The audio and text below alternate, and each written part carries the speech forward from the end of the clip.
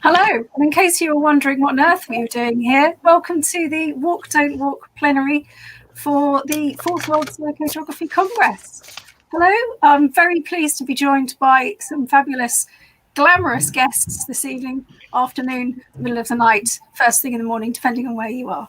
So I'm just going to briefly introduce everybody and get them to say hello, and then we're going to find out more about each of the artists in turn, and then we'll have a chance for a general conversation. So if you're watching this live and you'd like to ask anything in particular or make any comments, please use the chat on YouTube or Facebook so that we can see what you're thinking. So I'd like to introduce, in no particular order, Darren O'Brien. Give us a wave, Darren. This is Darren. Darren's an artist researcher, currently undertaking a PhD at NTU in human canine collaborative practice through walking. Prior to becoming an artist, he had a long career in mental health, most of it at the more radical end of social and community practice. Darren has been leading dogs and their walkers in some canine deep topography during the Congress. We'll find out more about that soon. Next to me on the screen is Jody Oberfelder. Hi, Jody. Hi. Jody is a dancer, choreographer and walking artist, and she's joining us from New York. Jody brings 3 new short films to the Congress cinema. And yesterday she hosted Screen Dance Window, a live psychogeography meets choreography session. Elspeth Billie Penfold is in the middle.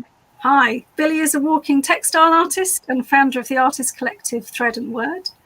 Billie has given 4W COP a sneak preview of her new collaborative geolocated project, A Different Lens, hosted in the gallery. Billie is also my own personal Ariadne, so we might get to that later as well. At the bottom of the screen, we have Morag Rose. I always think of Morag as a kind of patron saint of walking artists, and particularly of walking women, a kind of force of psychogeographical resistance. Sorry, Morag, to say that to you.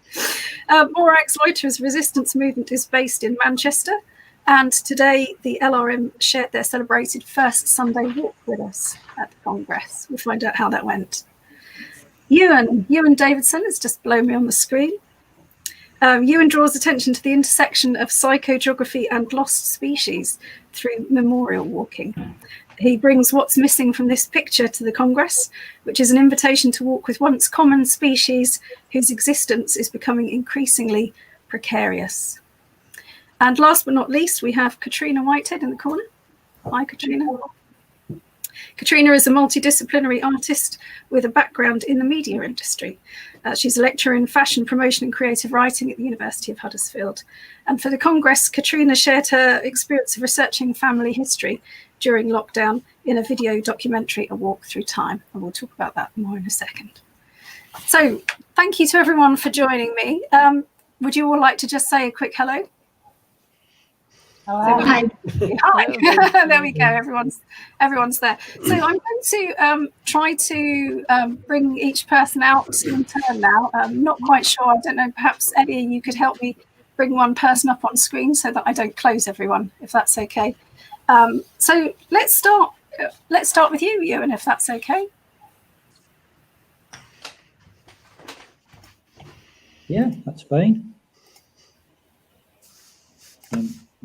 Am I there?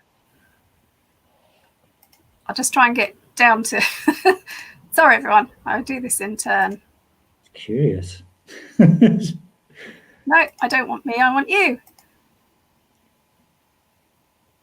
All right. Oh.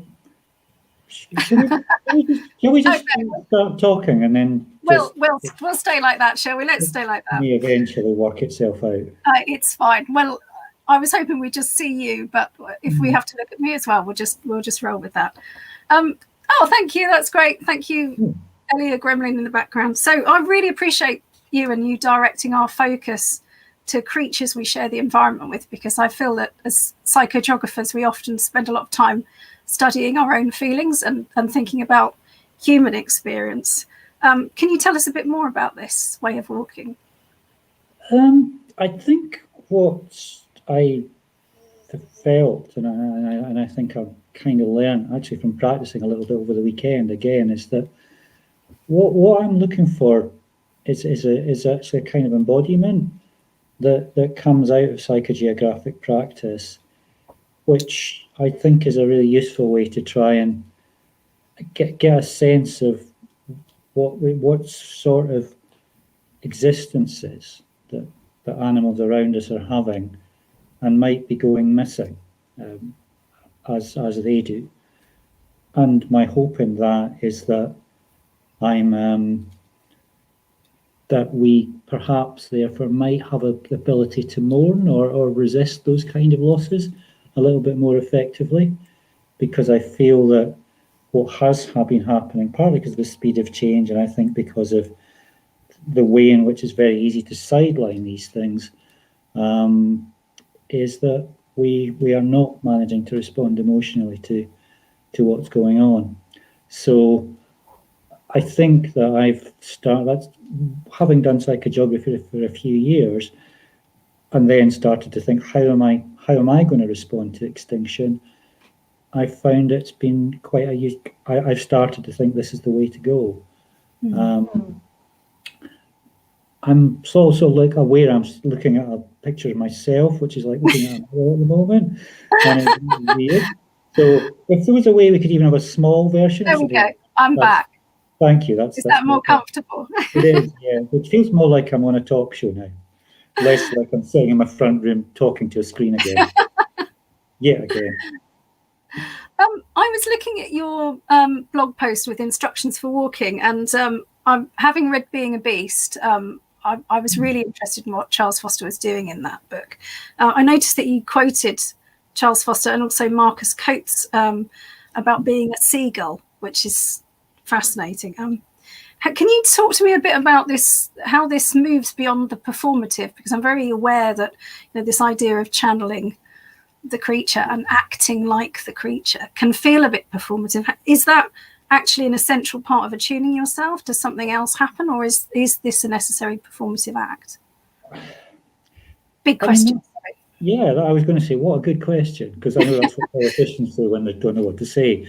So I think it's really actually that is a question that people should be asking themselves when they're doing this. If I was to say, well, what have I managed to do, is I think that there is something about the slightly physiological response that goes on, and it's difficult to know if that actually is really happening. There are some people who would say, well, we've got these mirror neurons, so we tune into, if we see a bird flying, we'll find ourselves trying to make a flapping motion. I'm not sure if that's true. I think there's a wish there, at least, and there's a wish to try and embody things, which I think is not the same as being the animal, and is not the same as facing the way of existing that they do. But I think at least it's a beginning of trying to see ourselves as something in that way, and sort of becoming animal kind of idea, which I think there's a philosopher called Gilles Deleuze who came up with that idea a long time ago, and yeah, it's a bit mystifying at times, but I think that's a definitely way of interpreting it. Yeah, it's interesting you mentioned Deleuze. I mean, we could talk about Deleuze. I find him quite impenetrable, but I'm also thinking about that kind of slightly shamanistic element, perhaps, of embodying animal, not trying to be the animal, but trying to somehow understand the animal through movement and characteristics. Yeah, I mean the Marcus Coates stuff that I quoted on the blog post is part of him trying to respond to having gone in a rather jokey way on a shaman course, where he does use this in his art. And actually, at first, when I first looked at it, I thought this is really uncomfortable for me. I don't like this. This feels like impersonating in a way. But then I actually look at where it actually takes him, and in terms of the disorientation and things that's going on. And I think there actually is something there. There's something which seems to be about us breaking out of our patterns and trying to see things in a different way. Now, I would question whether that's actually becoming animal. It's almost like kind of trying to use things that are available to us in our observation and our kind of mirroring of these creatures, as a way to try and break through something that might be kind of a barrier in our everyday way of seeing things. And I think that might be a nice way of interpreting shamanism, at least for me, which I can live with. You pulled out 3 potentially precarious species to focus on for the walk for the Congress: house sparrow, common frog, and brown long-eared bat. I hope I've got that right. Why those 3 particular creatures? I wanted them to be. My first thought was this is going to be potentially. It is an international conference. I know Jody's in another place. I think I've seen contributions from Spain and possibly beyond. So I wanted them to be animals which have got almost like niches or equivalents in other parts of the world, and they all do. I also realised, and this might have just been a coincidence, but maybe it's a lockdown phenomenon as well. I picked things that are quite territorial. They don't. I mean, lots of animals migrate huge distances. These 3 I discovered are pretty much all. They circle around a little neighbourhood, a little area, much like we've been doing for the last few months. It might be a coincidence, but I think I started to, certainly with the sparrows, I started to notice their circuits, mine kind of matching up a little bit. The other reason I picked them is they're all quite easy to find, yet they are also, the numbers have reduced really dramatically in all cases. And that's something which is another little challenge for me. So I think when we think about extinction, we tend to think about species, and species is a little bit of a trap when we're actually talking about creatures. So, in terms of the numbers of sparrows population has dropped by something like 70% in the last 20, 30 years. And that's a hell of a lot of sparrows, because there were a hell of a lot of sparrows to begin with. So they're not going to be extinct anytime soon, but there's certainly not nearly as many of them around, and they're not doing the same things they were. So to me, that's maybe why.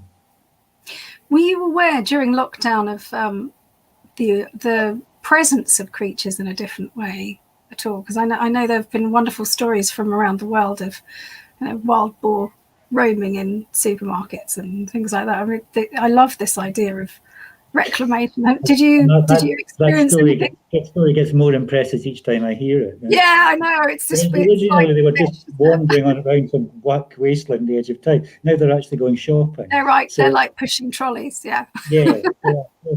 This is good. I mean, I think if I was, I don't know, I am being a little cynical about it.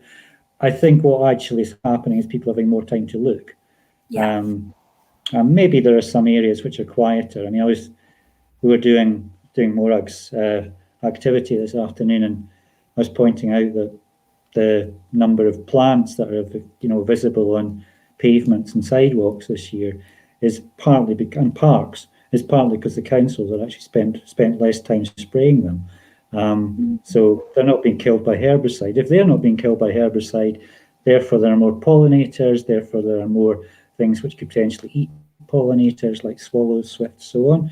So, we might see a positive spin from that, but actually back to normal is likely to mean that won't happen unless we can do something about it.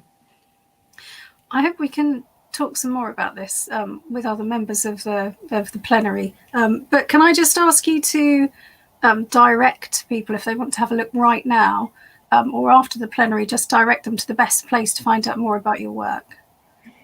That would probably be my blog, I think, which has also got directions for the activity on it.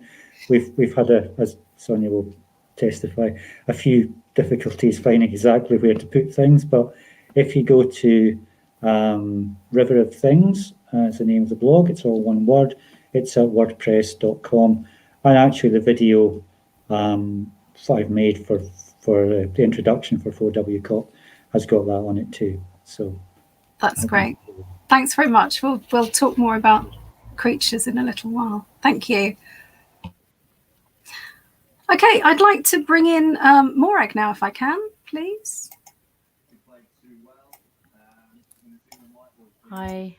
Hello, can you hear me okay? Hello. Yep, I can. Great, lovely. So welcome, thank you for being here. You are one of my guiding stars, so I'm delighted to be able to talk to you. Can you tell us a bit more about not just Loiter's resistance movement, but the practice of First Sunday, because it's become quite an established phenomenon now?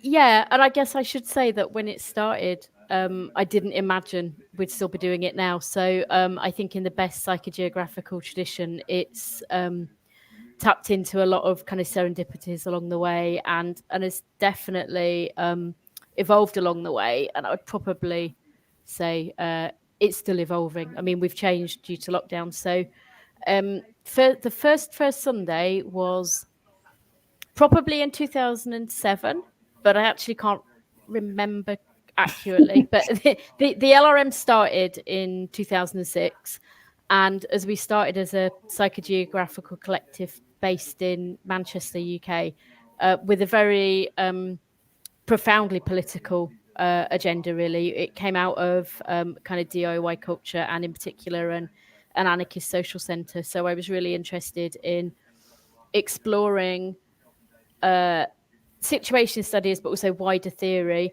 in a way that was interesting to a much wider kind of people than the few people who might come into an anarchist social centre.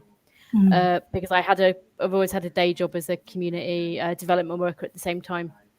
And I guess I initially thought walking together was an interesting way to have a conversation about the space, and particularly about what was happening in the city at the time and what was happening in Manchester then. A very familiar story of kind of neoliberal politics. So privatization of space, commercialization of space, increased security, a kind of smoothing over, social cleansing, basically, and a lack of interesting stuff happening that was free and didn't cost money. And I thought then, and I still think now, that walking together and exploring the streets, those kind of public spaces, is a really excellent way to have a conversation with all kinds of people and each other and space. And I guess the other thing at that point that's probably worth knowing is, at the time, I was very lightly read on theory. And I don't actually even think I was particularly familiar with the idea of walking art either. It sort of started as an experiment because we'd created the physical space of the social centre to have conversations about theory and about experimentation and about art. And so there's always been a sense of playfulness and a sense of hopefully making those ideas accessible to everybody. So from the very beginning, participation and a kind of critical engagement and a playfulness were really the key. And I think they still are, but I think over the years, not everybody that comes agrees with me politically, and I think that's a very good thing. I think actually, again, we sort of open up a space for conversations, because walking with each other feels a lot less pressurized than, waving a placard or sitting behind a desk or such like. So we'll talk about that. We'll kind of bear witness to the changes. I mean, no spoilers, but we haven't particularly stopped any of the processes in Manchester. We've challenged them. We caused creative mischief sometimes. And I think we've also made new maps and new paths and new stories. And I don't underestimate the power of that. But I think what we've also done is made new connections with each other and beyond. So I can't say it was all planned at the beginning, but what happened was kind of momentum and a kind of a floating community of people that come on First Sundays. So there'll be people that maybe I haven't seen for years, but then they'll drift back in, like, no pun intended, but people drift in and out of the group. So we've never had, and I'm so delighted about this. I'm going to say I don't think, in case somebody's listening to this going, they really hate me, I don't think we've had any spectacular situation style fallings out, because we always wanted to be quite fluffy and quite inclusive. And that's sort of what the practice of First Sunday is. So really welcome anyone to come along and to join us. And to the point of when I talk about walking, it's clearly, as a disabled person and as a woman, my embodied experience of walking is very particular. So we always intend to be kind of communal and convivial. And in lockdown, we've obviously gone digital and been walking kind of together, but alone, as we've been calling it. And it's not the same. And there's no point pretending, there's a lot that's lost this way. but I also think there's a lot gained. So, for example, I've wanted to actually walk with you for a really long time because we've had lots of conversations. We've met at different times, and I've used your drift deck a few times on first Sundays, but we've never actually been able to walk together because of physical distance. And also similarly, Blake Morris, whose work I really like, was able to facilitate a first Sunday because we can open that up and so people can come that wouldn't normally. And I think that opening up is as important as the restrictions, really. So I guess the other thing I'd say about First Sunday is it tries to be it's a very fluffy kind of activism, and so it links in with my wider practice, which involves now things have changed for me. I went and did a PhD about psychogeography and women walking, so I now teach and I have that side of research, but I also do different kinds of activism now, largely around protecting public space, fighting restrictions on those, various shenanigans with the council. So it's part of a much bigger picture now, and also a more performative kind of walking art, which I also do as well. So a first Sunday is generally led by whoever takes part, is guided by whoever's there. But I've also now do more performative work sometimes as well, where it's a little bit more obviously theatrical and obviously sharing propaganda, I guess. It's You mentioned maps very briefly there about making new maps, and I really wanted to talk to you about maps because they're so much a way of demarcating power. So can you tell me about LRM maps or your own mapping practices? How important are maps to you? To me personally, as a geography geek, very important. I really love maps. I think something about the LRM, I've always been taken a very casual approach to documentation because the walk is the thing, and I know I'm not alone in that perspective. And I've always been very, to me, psychogeography is always I said this on Twitter the other day, and I was really pleased with how I put it. I'm going to try and quote myself, which is a little bit wanky, but forgive me. I think it's really hard to decide what psychogeography is. And the LRM manifesto that we wrote, I literally wrote in 2006 on the back of an envelope, talks about how we can't decide what psychogeography is. And I think that's really valuable. But what it isn't, so the opposite of psychogeography, I think, is essentialism and ownership and a very closed reading of space. And a map, by its very nature, is always, as you've said, an act of power. It's always a line on a map. So what we try and do with the LRM is go, actually, we can draw our own maps. We can follow different maps. We can write them, and they're as valid and they're as important. And to me, that's a very powerful political act, as long as we don't ever believe that's the definitive map. I'm kind of laughing at myself as I say this because part of my kind of activism stuff about keeping things open is about making sure things are on the definitive map. But that's different, I think, For the LRM, maps are what people want to create out of it. We don't have an official book. And I've always resisted any idea of literally mapping what we find on walks because it's about encouraging and facilitating people to create their own way. So although I love looking at artist maps, and I've sometimes created them myself, and we've sometimes curated quite large-scale exhibitions that involve lots of other people's maps, it's all partly in that spirit of saying, well, actually, these are important and valuable, but they're a snapshot. Go and do your own, really. Yeah, that's a great answer. Thank you. And we're going to talk more about maps with Billie as well in a second, and the idea of collaborative mapping. Can I just say Peterloo Memorial to you? Is that a bad idea? No, it's fine. I would like to swear at this point, but I won't. To be honest, I think that's a really, for those that don't know, I mean, for me, psychogeography is also about forward-thinkingness, and I try really hard to resist the idea of nostalgia that's sometimes part of it. But clearly, there's an attachment to local history and to what's gone before us. And the Peterloo Massacre, briefly, 1819, for those of you who maybe don't know about it, was a really pivotal moment in English and UK history on the fight for democracy. It was a massacre by the kind of pseudo police on working class people who were campaigning for the vote. At that time, votes for men, but it was part of the path to democracy. Now, to be honest, as an anarchist, there are some ideological issues with that form of democracy we have in the UK and other places. But essentially, it was a really powerful moment and a really significant thing for people of Manchester and beyond. Manchester Council decided finally to build a permanent memorial to it.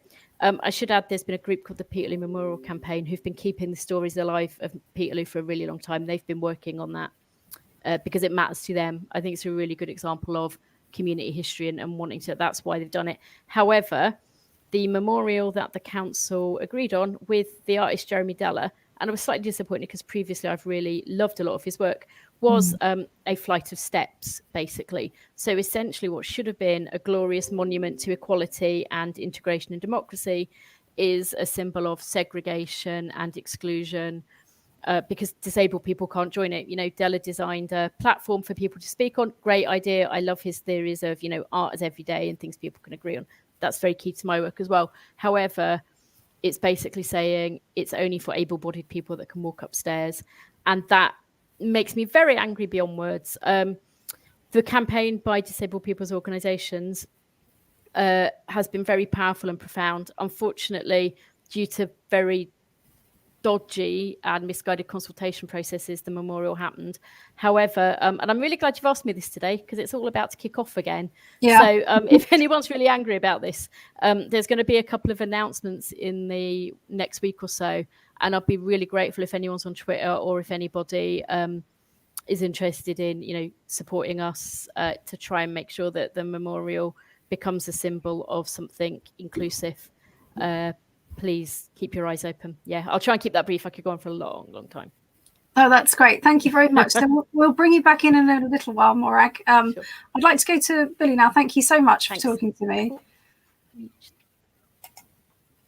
Well, hi, Billie. Hi. I'm just going to have a quick, because I know you'll appreciate this. So cheers. Billie and I have shared the glass of wine.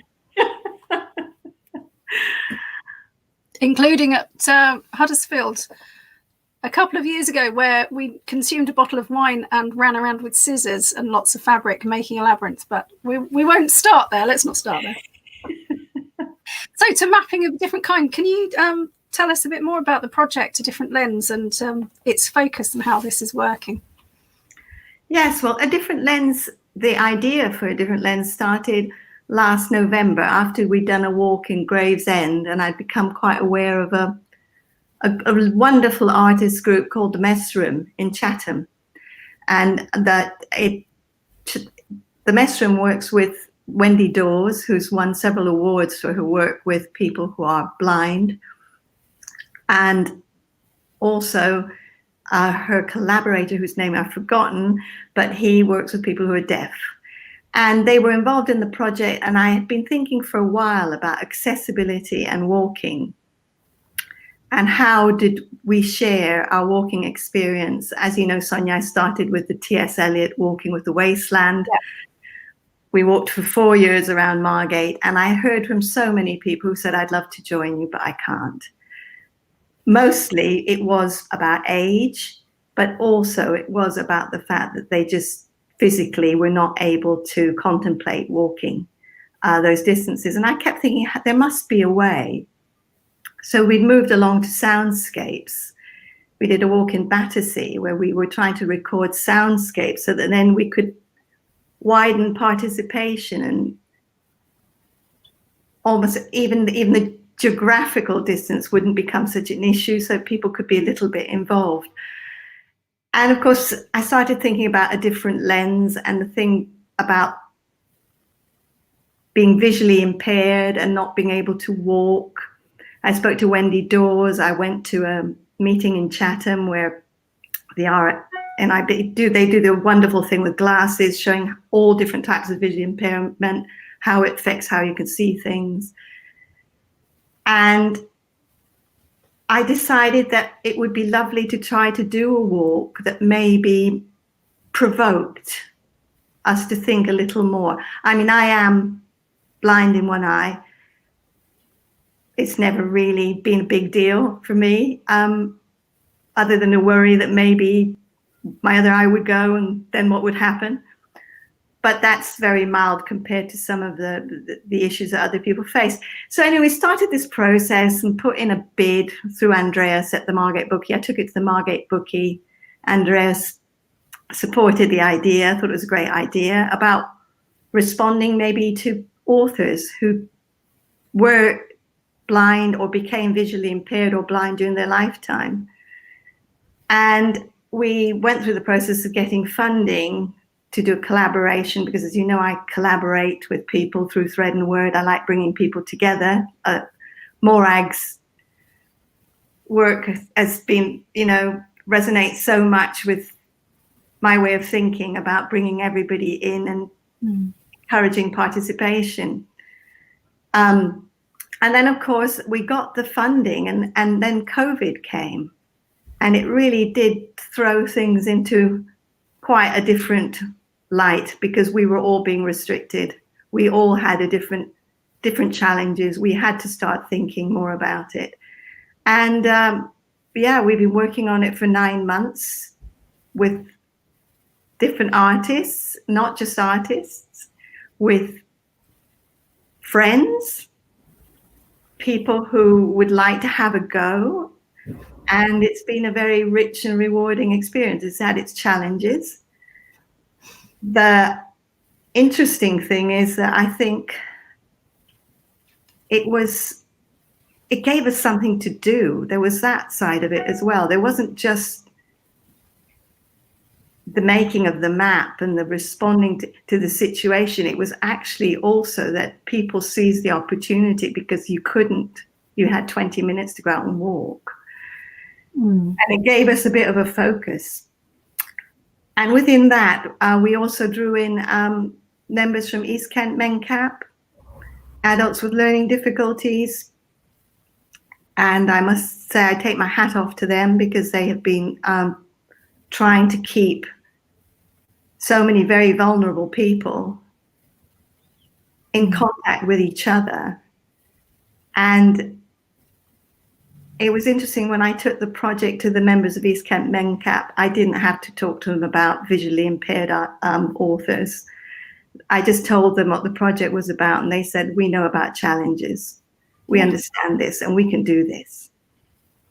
And it's been great. We've learned a lot of each other, I think.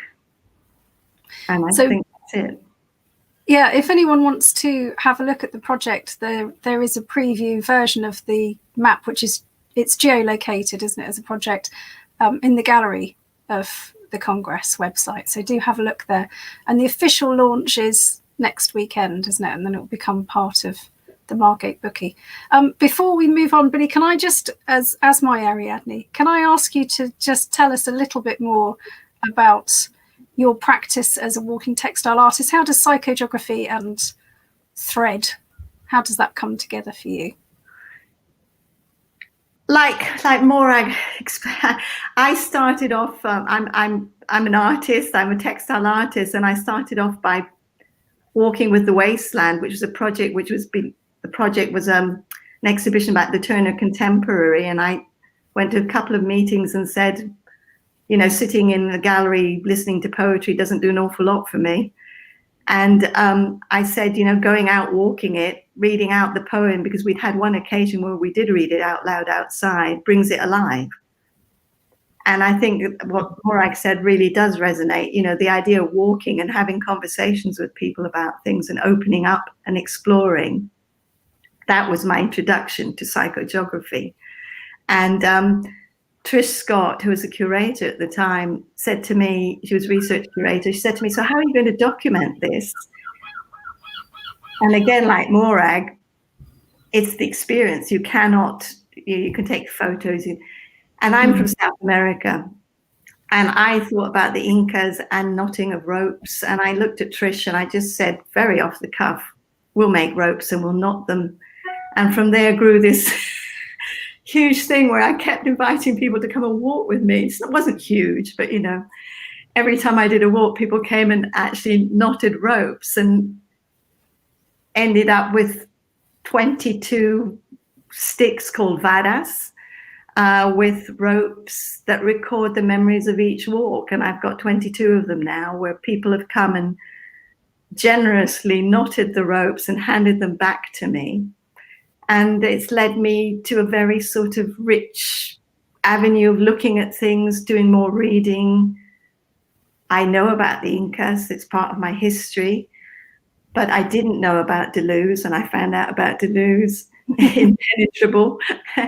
And I've met some amazing people, including yourself and Morag, who've educated me along the way. I would say that's been it, really. And I'm very interested in knowing more, but I'm also very interested in keeping it open and not knowing too much. And finding your own methods and practices. That's great. We'll talk to you more in a bit. If you have access to one of the Varas nearby, it'd be lovely to see it. But if they're not with you, I understand if you're in the wrong place. I'm going to move on to Katrina now, if that's okay.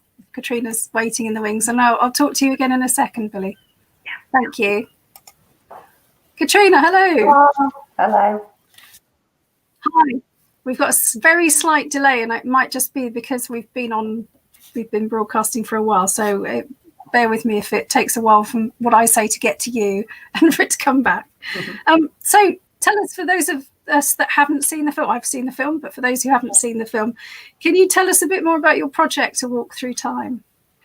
Yes, well, I'd always wanted to research my family tree. So lockdown gave me the perfect opportunity to do that. I think my original plan was to actually physically visit places where my family had lived many years ago, and that was the sort of long-term plan, and still is. But due to lockdown and only one portion of exercise a day, I thought, well, how am I going to achieve this now? You know, physically going down those streets, Wales, Ireland, wherever it took me. But I'd remembered a story I'd read on the news where this lady lived in America and her mother lived in the UK, and sadly she'd passed away. So one day she was missing her mum really badly and decided to type in her mother's address into Google Street View just to kind of reminisce. And the street car had taken a photo of her mother in the garden in her house. So I thought that was a really lovely story. And so I thought, well, actually, I could probably explore a lot of the locations that I'm aware of through my research via Google Street View. And so that's what I did. That's great. And can you tell us how much you felt your research was tied to place in particular? I mean, you're starting from Google Street View and the idea of seeing a person in the place where they kind of belong for the one looking. How was it for you? Did you find that you needed place to understand the people you were researching, or not? Yes, definitely, because I live in Yorkshire, but my whole family is Welsh. Or so I thought until I did this project. So from the age of 6, 7, my family moved up to Yorkshire, North Yorkshire, to live, and that's where I still am several years later. And so I felt my roots were in Wales, and it wasn't until I started to kind of reach out to certain people and discovered that actually there was some stories that had been told that actually I had relatives in Sheffield, and I also have relatives in Ireland, and I've got relatives in Australia, and this is just amazing news. So I think a lot of this research is really ultimately connected to my own identity. But really kind of it's kind of nice to know that actually I've got connections with places potentially all over the world. So that's kind of really expanded my knowledge and made me feel differently about my original belief that my whole family is Welsh, and that was it. And sometimes I suppose you can, if you live in a different place or different country, perhaps you might feel like you're the odd one out, for example, compared to everyone else that you're related to. But it's not the case at all. So some really lovely surprises and connections with, and again, viewing via Google Street View, places I never would have, I came across one the other day of a relative. My mother said that she found an old wedding card that she'd been sent in the 1960s, and there was an address on the back, and they lived in South Africa. And so I just typed it into Google Street View, and there I was, and there was that person's house. So it's really brilliant that you've got all these new places to research, and it's a massive project to undertake. So I recommend anyone researching their family tree through Street View or physically going places. It's so long term. So start when you're young. And really kind of investigate each person that you're connected to. That's lovely. I really enjoyed in your film the idea of investigating these little kind of germs of stories that grow their own pearls. There's the cat's tail. That's nice as well. There's another member of the family. The way that you were able to find out more about where these stories come from and debunk some of the family myths, and we've all got them. There are crazy stories in my family about members of the family that can't fend for themselves anymore and can't say that it's not true. But did you feel that unraveling these stories, as somebody who's a creative writer as well, did it tell you anything about how we make stories or about creating non-fiction? I just think there might be an interesting intersection there. Yes. Because ultimately I am interested in this play between fact and fiction. So I've looked at a lot of the work by Truman Capote. So he's investigated crime. And so one of his projects, he spent 6 years researching, and all he had to go on was all these crime documents from the police and interviews.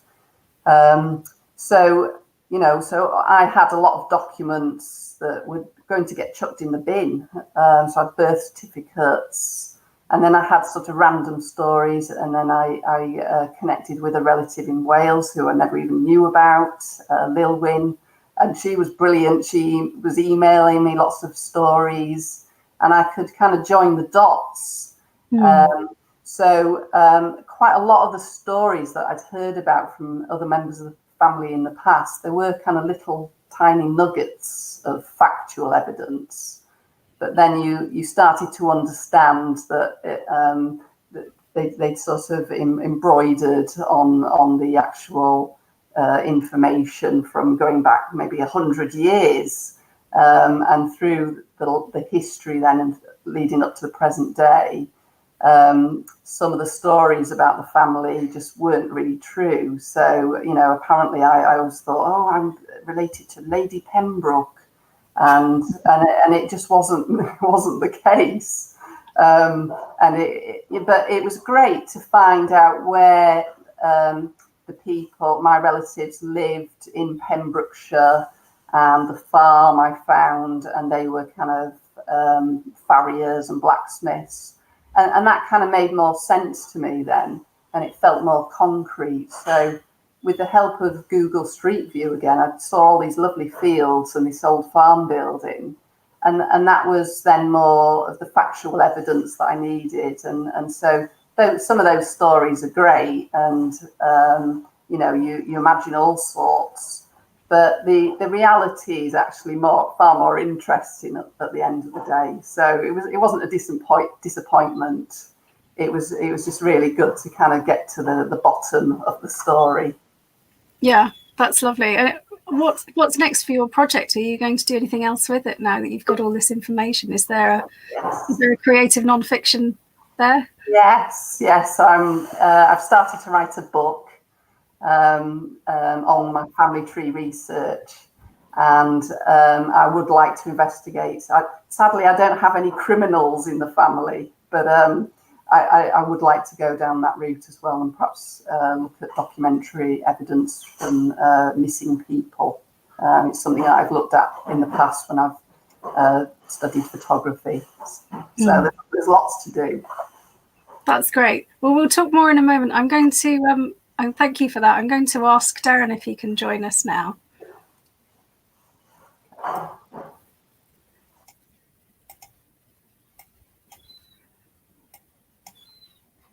Brace yourself, Darren. There he is. Lovely. I'm here. Yeah. Hi, Darren. Hi. Yes, I can hear you now. That's great. Good. Hello. So I'm going to ask you the obvious question. Can you tell me what is canine deep topography? I'm not entirely sure at the moment. It's an emerging kind of experimental way of walking that's kind of emerged over the last 2 years or so, really. It'd be perhaps best to start at the beginning. Through a kind of about sort of 9 years ago, I decided to give up work and go to art school, several years too late. And I was aware of psychogeography from my teenage years. We used to go into Reeves as teenagers. I went to quite a radical sixth form college where that sort of thing is kind of very encouraged. So a lot of my kind of artwork was rooted in psychogeography, street photography, drifts, wandering, that kind of thing. And Dexter, our dog, used to come with me on some of the walks, and it became quite apparent, particularly when I was kind of installing work back into the landscape, which was something that I've done in previous works, that he was getting a little bit fed up waiting for me. And what started off as him accompanying me on an artist walk quite quickly became our walk, and he kind of took as much ownership of that walk as me. So I started following him and following his lead, and wrote a piece which I delivered at a sort of previous congress, which was related to following his movements through particular landscapes, like urban landscapes and so on, and parks, and how his behaviour changed, how he navigated space, was something I was really interested in. And then over the past year, because I had the opportunity to turn that into a PhD, over the past year, we've kind of become quite skillful at reading each other's language. And now I'm really interested in kind of how walking with his knowledge of landscape and his sensory apparatus and the way that dogs kind of hug the contours of the landscape and using smell and all kinds of different senses, about that, what that teaches us about how to engage with landscape. And it's sort of quite interesting listening to Ewan's kind of talk. There's a lot of crossovers, I think. Yeah.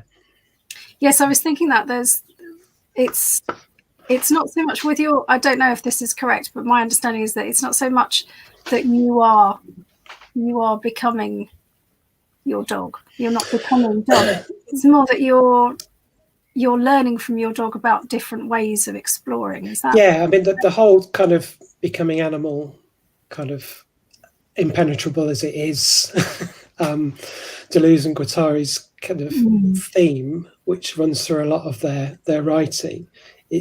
It's not about imitating the animal. It's almost, ironically, I've come up with this kind of loose framework, which seems to strangely include words that begin with I, like intuition and instincts and immanence and all these kind of I words.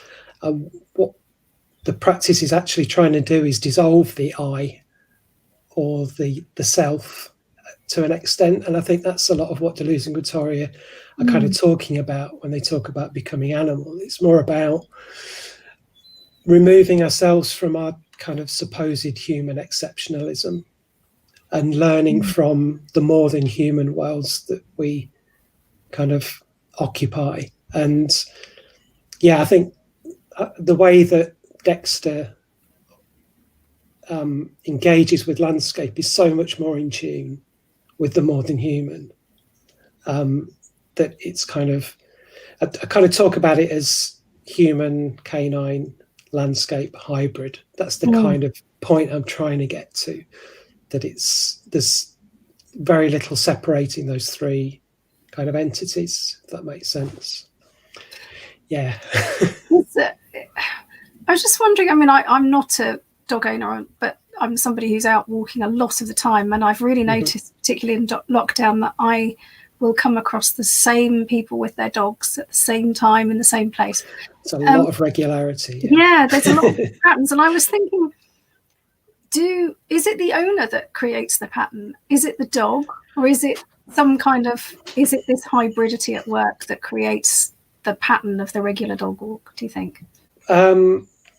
What's interesting doing the PhD and being able to concentrate on something that we were doing alongside working and other things before, the patterns are much more dictated by the dog now, whereas we would always go for a walk at 9 o'clock in the morning because I had to get off to work, and we had to settle Dexter down because he doesn't like being left on his own. So there was a kind of routine that we had. But particularly since I've had the time, or the kind of luxury of the time to focus on this, and during lockdown as well, because the world's gone crazy, the timings have been really dictated by Dexter. He'll come and find me when he's ready to go for a walk. And when I was kind of doing a few little practice walks prior to yesterday's walk, what I was trying to do was restrict the length of the walk a little bit, because often he can take me out for 2 hours or more. So I was trying to figure out a way of fitting it into the program. And it suddenly dawned on me that if I took his lead rather than his harness, he would take me on a shorter walk, because he associates the lead with a shorter walk and the harness with a longer adventure. So there's all these kind of like weird kind of like signals going on, in terms of time. And yeah, it's quite unusual, but it's there. And I wonder if it's there in other people's relationships with their dogs as well, or whether it's more dictated by, the kind of capitalist flows of work, lunchtime, got home from work, and Yes, as our walking is restricted too. There's a lovely comment here from Tim Waters. Maybe the landscape creates the pattern that affects the dog in the walk. I think that's a nice way of looking at it. Weather and seasons too. Yes. Yeah, and of course we are walkers in the weather world, as Tim would say, and as are dogs indeed. Before we move on, can I just ask, as a non-dog walker, can I practice canine deep topography, or do I need to borrow a dog? I'm trying, and it's kind of, it's part of what yesterday was about, an attempt to try and offer something for people that don't have dogs. One of my supervisors is quite scared of dogs, actually, so we quite often have this conversation about, and he's a walking artist, about how to engage non-dog owners. And there was I put something on Facebook for the group yesterday, which was about kind of how a little bit of insight into how canine sensory apparatus works, or what we know about how it works, to try and get people to tune into the world slightly differently. So maybe there's a way of using your nose to kind of navigate. I mean, I'm sure there's kind of lots of psychogeographical strategies for heightening particular senses that could be used. But it would be good to borrow a dog at some point. Ironically, I had to borrow a dog yesterday. Dexter's poorly foot, Dexter's poorly foot, he can't walk. So I borrowed his best friend, Julie. But it's unusual walking with another dog who hasn't practiced with me in this way. But did brilliantly, led me on a perfect hour-long walk along the riverbank. So couldn't have asked for more, really. That's ideal. And I'm sorry that Dexter's been experiencing more of the don't walk than the walk. Yeah. He'll be sure fine. He'll be back on all fours soon, I'm sure.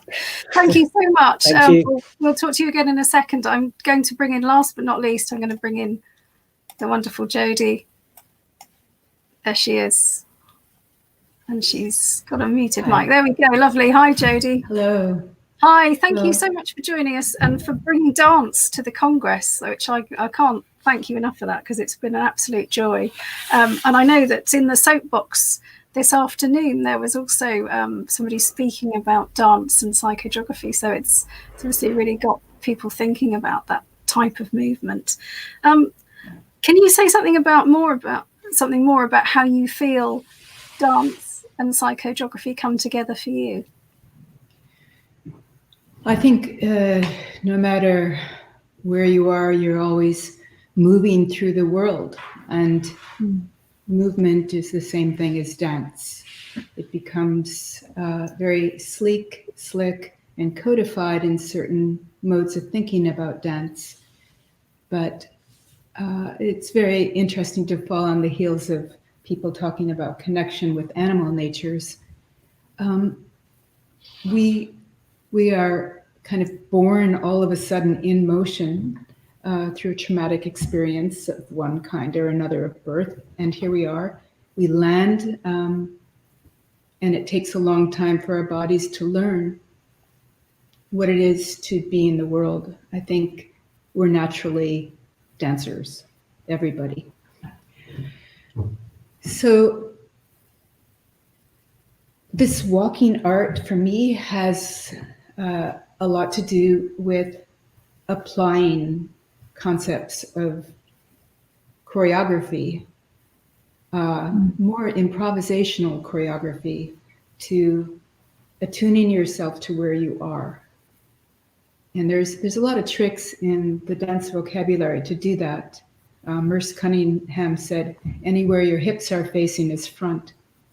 That's lovely. I like that too. So I'm very much influenced by sensorial experience, and I think rather than explain it away with words, it's not that dancers are mutes. We really do think, but we think and experience the world through a sense of connecting to movement and place. Like, you can't really have movement unless you're going from place to place. You would be dead otherwise.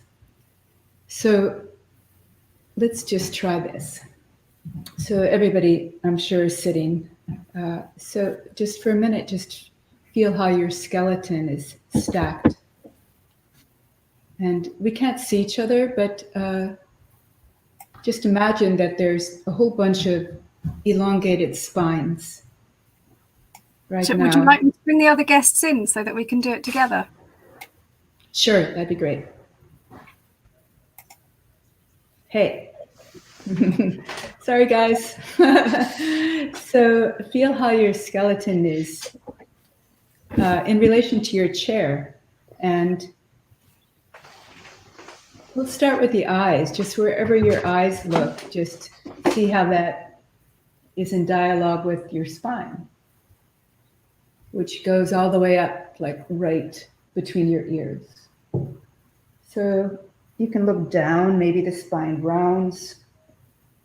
You can try it the other way around. You can try to just turn your spine and see what happens to your eyes. If they're penetratingly looking out, or if you can soften your focus and take in what's around you. So just let this little spine dance move you to a new place in the room.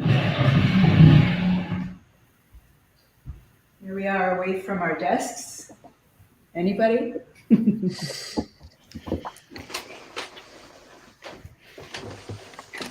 And just find a way to stand on your 2 feet or a new place for yourself. And imagine that you're on a ledge, on a precipice, and you're taking in time and space.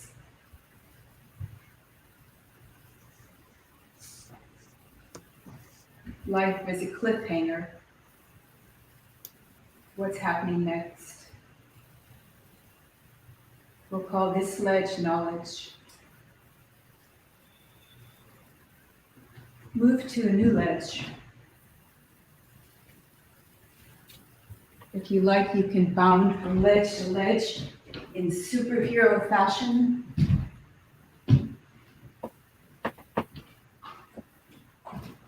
Wherever you are, whether it's internal or external, keep moving. Feel your interior mapping. Maybe start at an elbow, go through a shoulder, down to your hip, out a knee, out your toe.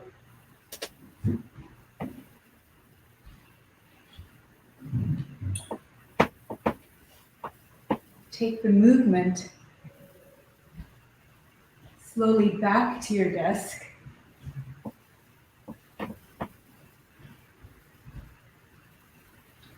And before you sit down, come to stillness. Take a moment to find out even in what you think is stillness is still moving. Close your eyes and just feel the inner contours of your body.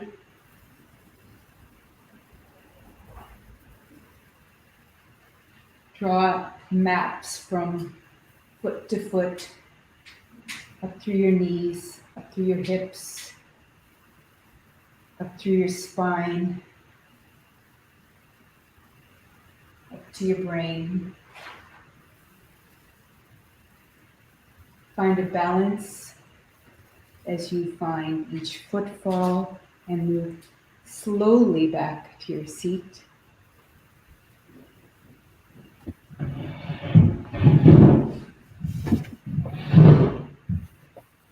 Just take a look around your space and see what catches your eye. Something on your desk. Grab it. Hold it in your hands.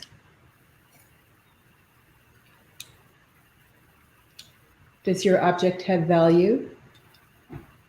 How does it feel in your hands? What is its weight? Is there a story behind it?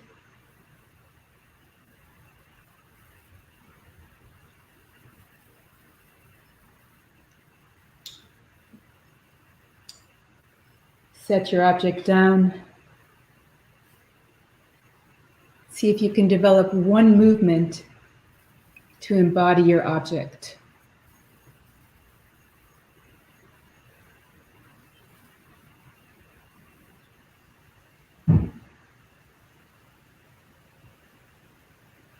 And just repeat that in a different way. Maybe enlarging it, maybe making it really small.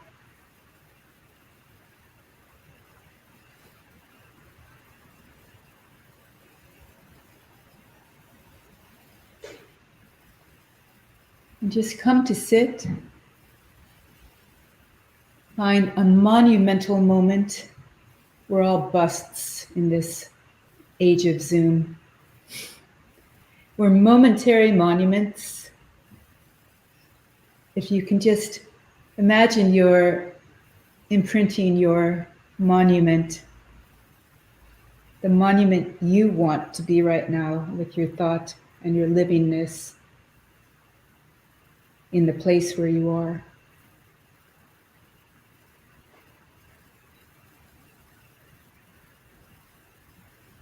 Okay, that's it.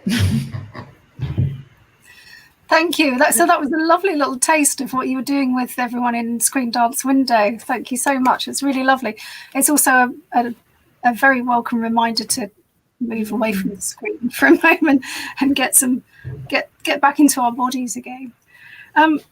We'll open up the conversation, but to talk about Walk Don't Walk, which is the theme of the plenary. But I'd just like to stay with Jody for a moment longer, just to say your films, which you created in lockdown, were very much about your relationship with moving and place and the restrictions on that. Could you just tell us a little bit how those films came about? Oh, wow. After a plethora of rehearsals that were at first really exciting until they weren't on Zoom with the dancers I had been in the middle of a process creating a live dance with,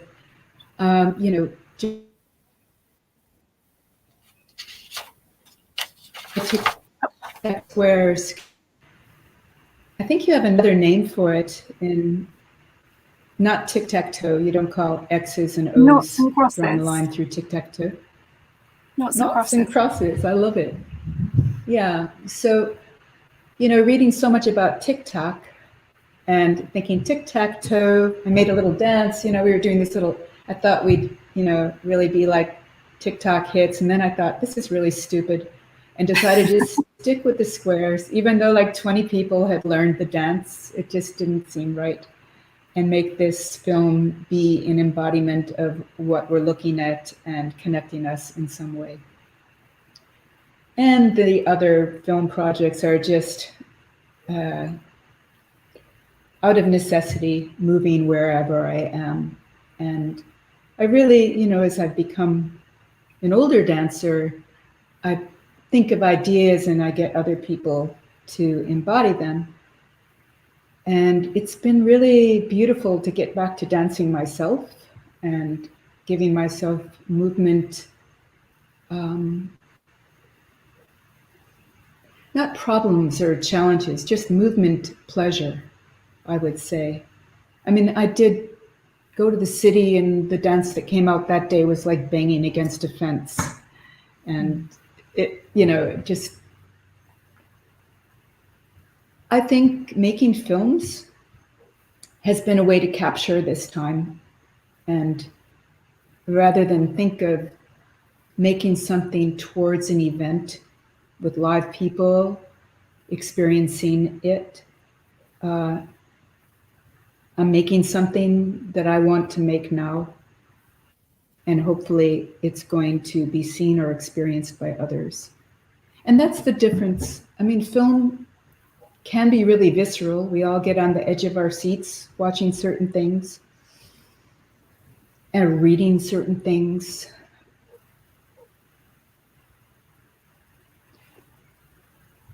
I just want to make sure that the work that I'm doing now has value, and not just for me, but somehow this is all practice, this is all journal writing, this is all a way to encapsulate this weird time we're in a way that, if it is profound for me or passionate for me, I hope that there'll be some communicative value in it of connection. I think that I have I'm sorry. No, it's just, I think it's a lovely idea that what you're doing is like journaling. It's like journal writing, but with the body. I think that's a really lovely way of seeing it. Mm-hmm. And you know how sometimes you get into one project and that's your new love. It's amazing how quickly you realize in this time where you don't have the audience response, you don't have the live people, where you take that information and you're the one who has to process it. Like, well, I had to get through that film to get to that. And I have a live walk planned for a festival in Munich in 21-21. And it's got a title, and that's all. It's called Walking to Present.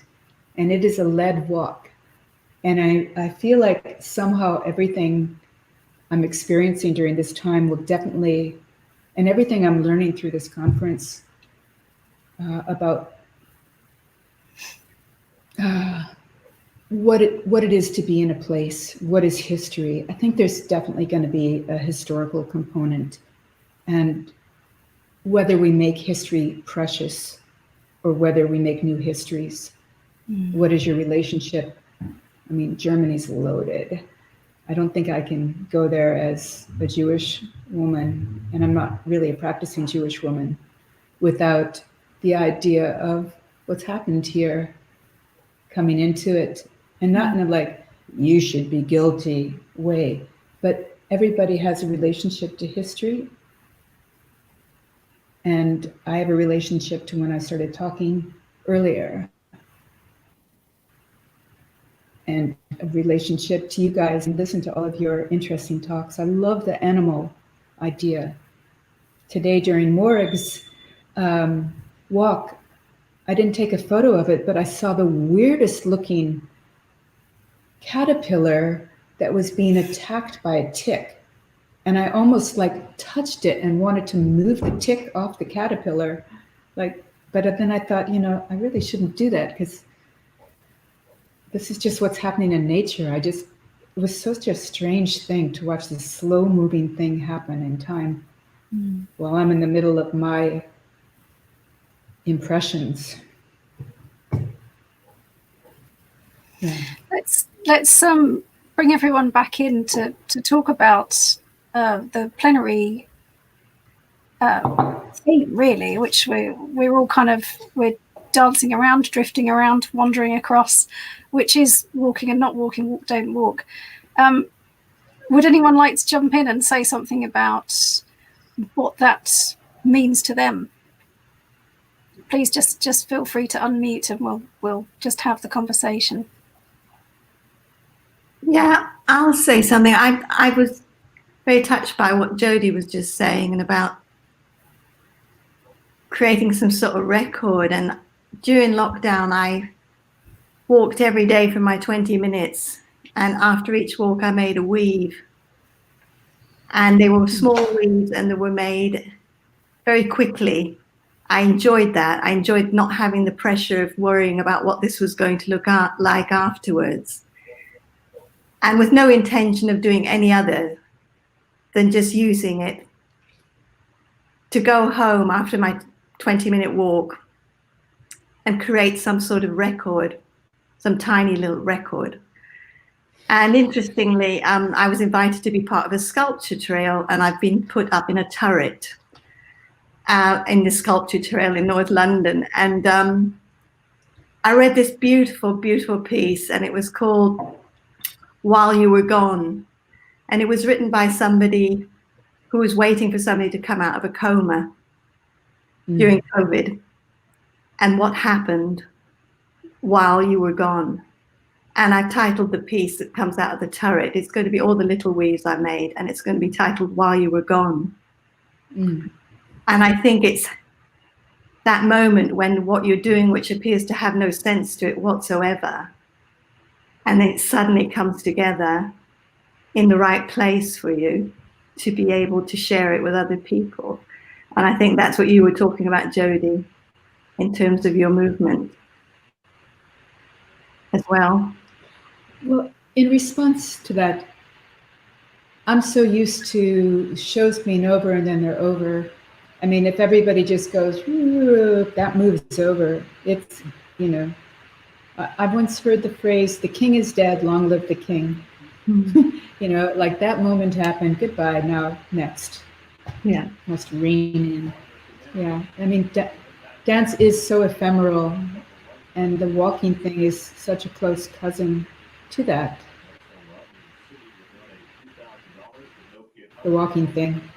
I respect all you guys. All you walking people.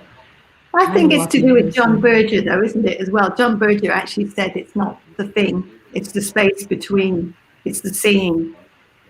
And it's the same with the walking, it's the space between. It's not the actual thing that's occurred out of it.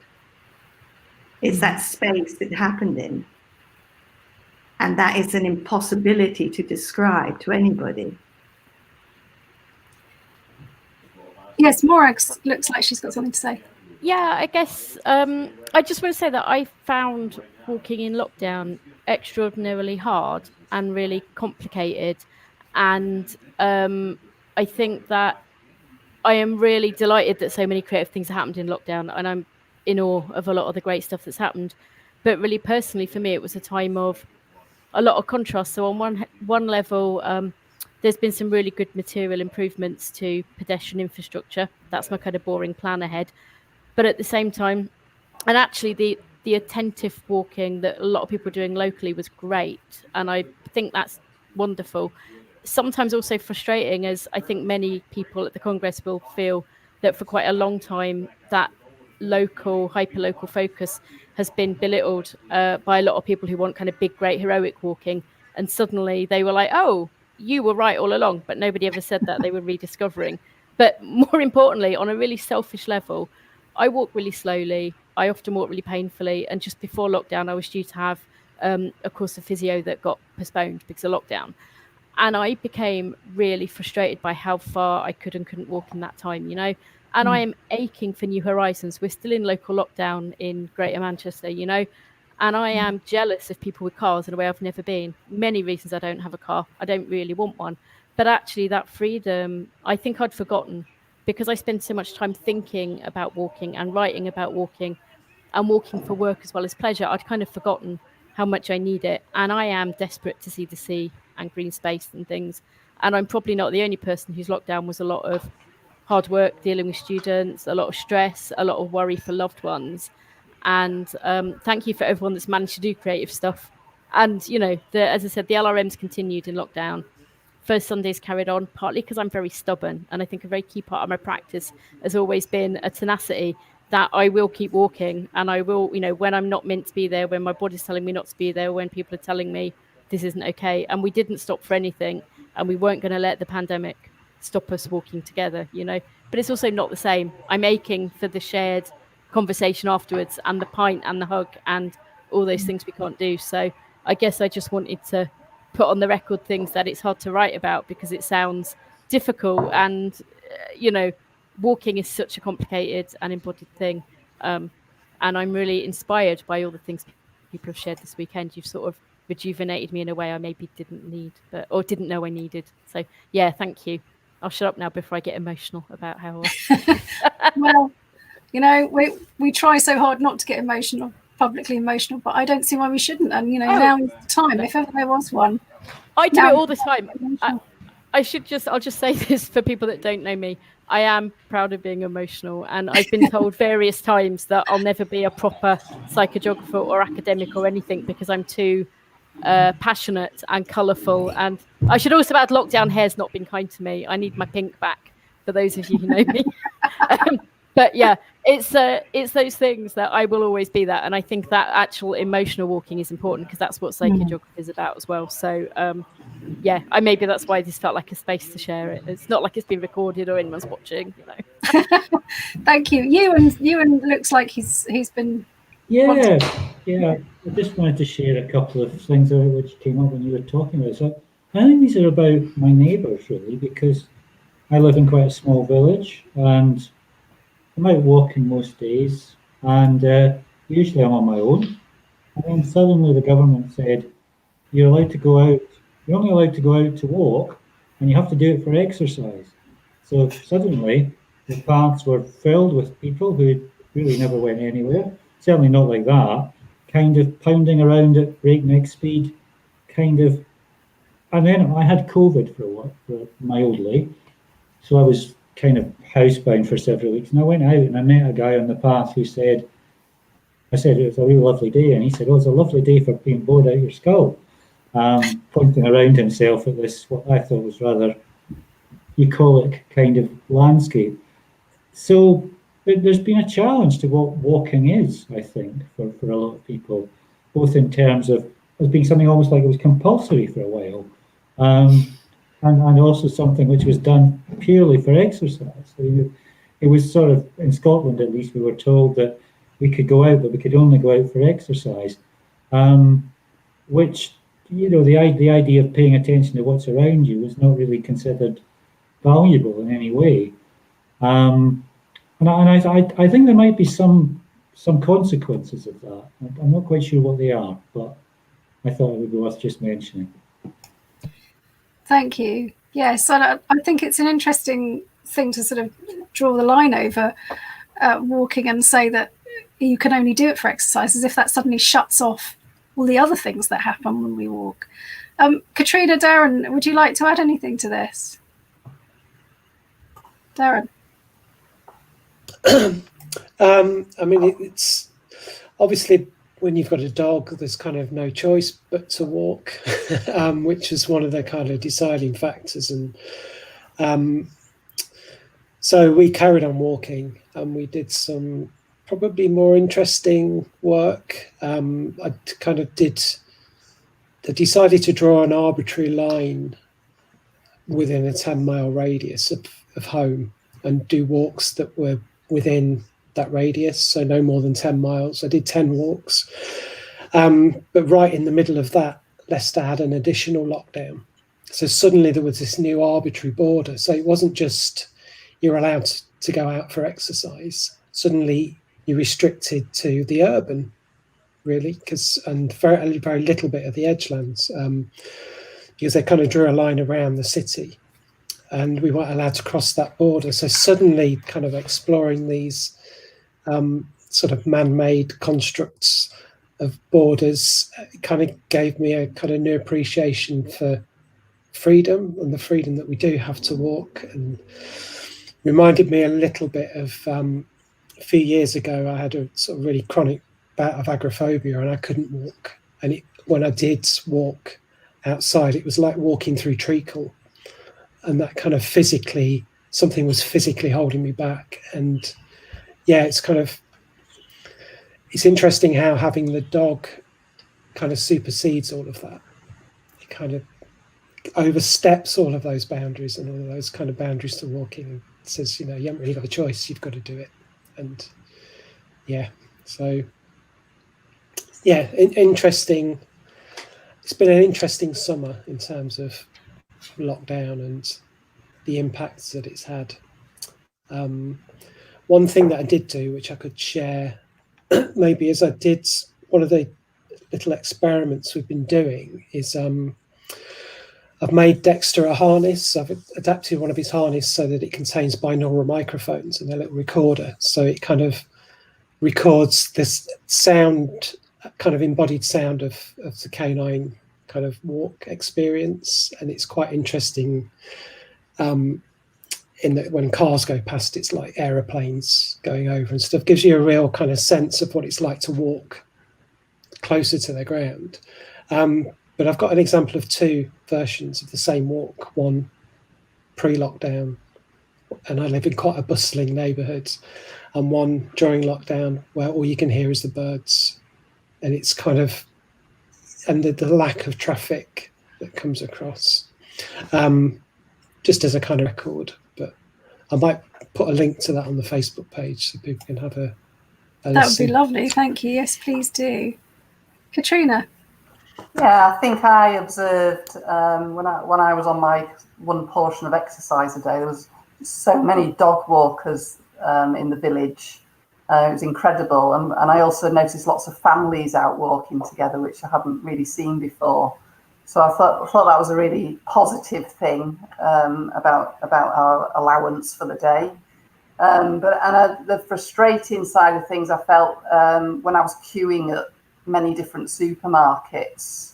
It was very challenging, the really long queues. Luckily the weather was quite nice when the queue was at its longest, but that kind of stop-start motion, and I found myself wondering about where the direction of the queue was around the building, and depend on which supermarket you were in. So there was a lot of negativity surrounding the supermarkets and the structure in place to get inside, and then the queues inside the supermarket as well.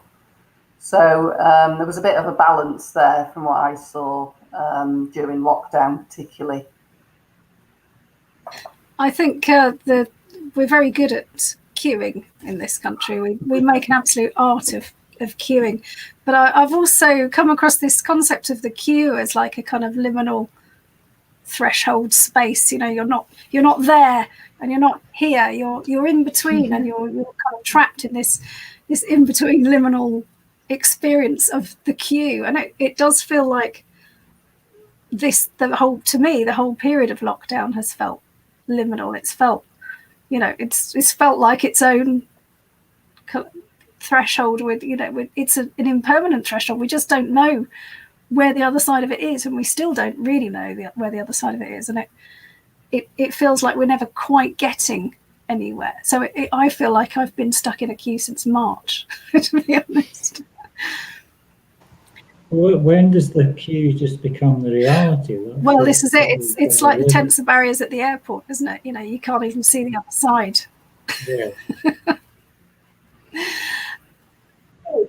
Can I just say that on the dog thing, that my dog and on the human contact, the lack of contact with people and that yearning, that my dog is a very gregarious little dog. And during lockdown, he got so used to my family coming to see us and standing very far away, and him not being able to approach people on walks, that he actually started turning his back on people. He actually would not go to the front door to say hello. Friends would come and they'd say to me, "Where's Bertie?" And we'd turn around and he was in the hallway and he had his back to the door. And there was that real primal sense from him that this was not right. It sort of mirrored how I was feeling. And it did make me want to, I get emotional too, Morag. It made me want to cry and hold him, because it was such a deep understanding from him that he just could not comprehend why he couldn't be touched by other people, why he couldn't run to my grandchildren. Yeah. Very, very instinctive. Those confusing signals. Yeah. I think all that, you know, the bodily language that's coming up, also towards the people who are disrespectful. And here there's a certain culture of people who think, well, everybody else is wearing a mask, I don't have to. Americans are not very obedient. We do stand in line for things these days, but I find it's upsetting to shut down and shut off. And if someone's not wearing a mask, to feel your whole body get angry and be like your dog, you know, and it's really inhuman what we're going through. And the lack of contact with other human beings is obviously, we're just not picking up on pheromones, and it's all very cerebral, our connections, and we have our props, we can toast people and little virtual happy hours, but you know, I'm very grateful for the people I do have around me. I went to 2 art openings last night, you know, socially distanced, people in masks, and it was exhausting. I realized, like, oh my goodness, you know, this is like how I used to be all the time, running around like a social butterfly. And now what? Now I'm more internal, and that whole extroverted side is masked. I'm out of practice. It's like, you know, how are people reading you? How are you reading other people? Language is so important, but it's everything muffled. It's sad, but my hope is that we are going to find a deeper humanity when we get to the end of the queue. I totally right. Morag. Sorry. Yeah, I was going to say I think you're right too, and I think for me, actually, something really profound around psychojuggling these connections are always about this, or kind of optimistic, the idea that actually take it back to its roots in terms of breaking through the spectacle. For me, that's always been about rupturing what we think we know, to let those kind of, I'm going to really mix my metaphors here, like, you know, the lovely weeds growing out of the pavement that Ewan was sharing earlier, you know, it's those cracks, and that's where interesting things happen.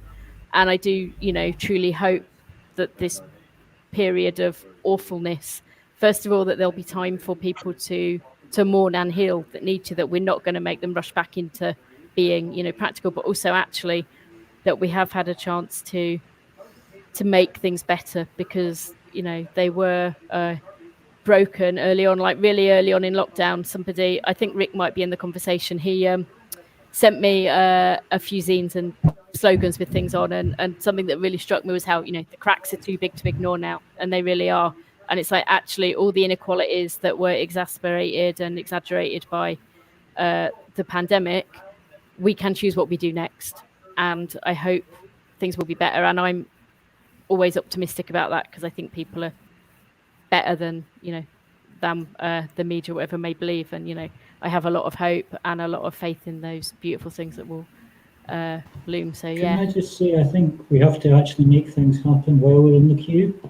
I mean, Black Lives Matter have been doing that. XR have been doing it. It's not impossible. I think we have to assume that this is a reality, at least for a good period of time. Absolutely. Yeah, thank you. Really good point. I worry about there being a different type of inaccessibility now, because I think there's something very weird happening in terms of the rest of the world going back to normal, and people in my age group, late 60s, everybody's quite relieved that they're out of the way and that they're hiding. And that scares me, because I just think it's almost like you're going to be dead, but alive and watching. And it's a horrible thing to say, but it is that attitude that the young people can get it and they can keep going, and we've got to keep the economy going, and everybody can keep on with their lives. And if you're older, you just got to tuck yourself away. No. That is frightening. That is very frightening. And I just think it's a tough one, because I think the realization that younger people are going back to universities, kids are going back to schools, but then they're going back homes to parents, and parents are looking after elderly people. And where does this stop? It's a really weird one. I don't think the world should stop for older people and be, totally transformed for older people. But I also think that there is a blindness there that it's just made me think about it a little bit. That was all. It's just that, I'd never considered myself to be old. I was deluded.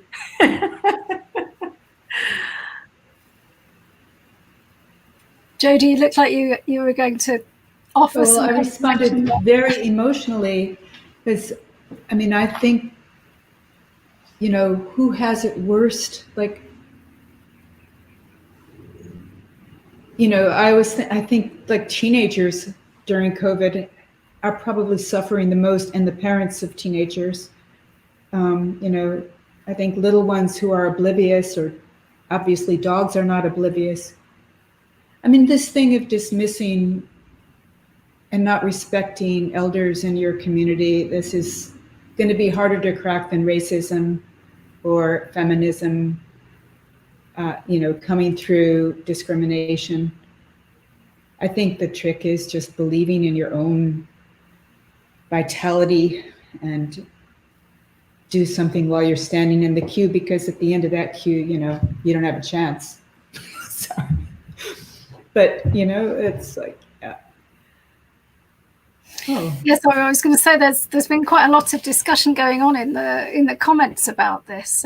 Liberty Rowley said, I feel like it's the younger people being sent out and sacrificed to protect the older people staying at home. And it's clear that everyone's feeling very personally to them, how their generation's being treated, and it's a dialogue that we really do have to have.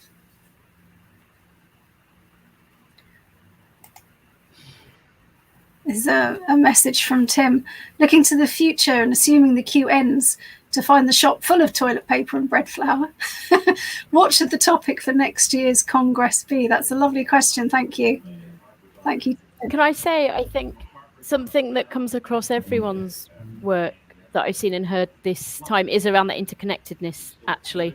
And I don't like thinking about people in terms of generations. I think that, and I know that no one was really doing that, we've got limited time here, but it's that kind of intersectionality that we're all lots of different things. Like none of us are just or even psychogeographers, we can't even agree what that means. So I think for me, those connections that we weave, to borrow a word from Elspeth, I really like that metaphor, is so important, and remembering that we're all more than one thing and we're all connected to each other through family or interest or whatever. I think that's so important. And I think the thing you said about, yes, young people go home and deal with older people. I don't think it's helpful to think anybody is worse than others, because I think, frankly, there's enough shit to go around, if you'll forgive my expression, that I don't think we should be dividing each other up into who's got it worse or who's got this or that, and taking that intersectional approach and trying to support each other. To me, something I've always taken out of communal walks and these ideas of psychogeography as a way of joining the dots between things. I think that's what it is, and I think it's what we all do in different ways. So personally, I think that's not necessarily the theme, but certainly a commonality between us all. I think that's a lovely message for us to sort of take forward, that perhaps from now it is about joining the dots, and that is what we need to be looking to do over the next year, and hopefully all coming back together physically or virtually next year. Thank you so much to everybody for being in this session. Thank you to everyone who's been commenting live on Facebook and YouTube. We've been able to share a few comments. We haven't had any direct questions, but obviously if anyone thinks of anything after this, please do ask questions in the chat. Ewan, you look like you've got something you'd like to say. I just noticed someone has put a direct question in, which is a theme for next year's conference. Yes, that's what we were just looking at from Tim. Yeah, about what should the next year's Congress be, and I think yes, let's say we want to try and join the dots. Has anyone got another theme that they'd like to put forward? Join the dots. I'm with you. Join the dots all the way. Thank you so much, everybody. We're going to wind up now. It's an absolute privilege to talk to you all and to feel like we have the final say. I will have to leave the final say to our sponsor's message, but before that, if you have a glass, please raise it, and let's say thank you very much, and here's to next year's Congress and to the year ahead, and thank you for being here. Cheers. Thank you. Take care, everyone. Thank you so much. Thank you for joining us for a very unusual 4th World Congress of Psychogeography. While you wait for the next piece of great content, we thought you might like to hear from us about how you can support the Congress. It turns out that a virtual Congress is more expensive than a physical one. Who knew that you sitting in your chair cost us more money than walking around Kirklees? So we'd be extremely grateful if you could help us cover some of those unplanned costs via one of our crowdfunding options, which you can see here and are also linked on our social media and website. We hope you enjoy the content, and make sure to get involved on our social media channels or in the chat, because we can't wait to hear from you. Enjoy the show, and we look forward to seeing you back in Huddersfield next year. Oh.